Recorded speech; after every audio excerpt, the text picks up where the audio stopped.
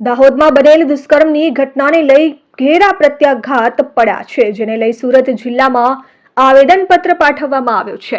ઉમરપાડાના નવનિર્માણ યુવક સંગઠન દ્વારા આવેદનપત્ર પાઠવવામાં આવ્યું છે. દાહોદના સિગવડ તાલુકા તોરણી ગામે આ ઘટના સામે આવી હતી. જો કે શાળાના આચાર્ય દ્વારા 6 વર્ષની બાળકી સાથે દુષ્કર્મ આચરી હત્યા કરી દેવાઈ હતી. આચાર્ય ગોવિંદ નટને ફાંસીની સજા આપવામાં આવે તેવી માંગ કરવામાં આવી છે. જો કે આદિવાસી સમાજના યુવકો દ્વારા ઉમરપાડા કચેરી ખાતે આવેદનપત્ર પાઠવવામાં આવ્યું છે.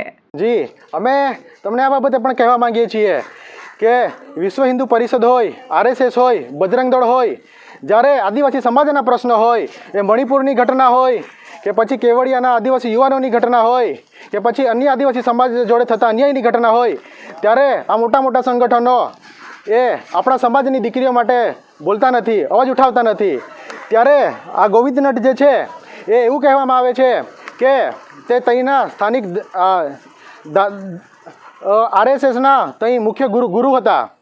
એટલે અમે કહેવા માંગીએ છીએ કે આવી વિચારધારાવાળા સંગઠનોને સમાજે ઓળખી લેવાની જરૂર છે અને આવનારા સમયમાં અમે આ દીકરીને ન્યાય નહીં મળે તો અમે ઉગ્ર આંદોલન કરીશું. Bureau report, RN news, Umarpada.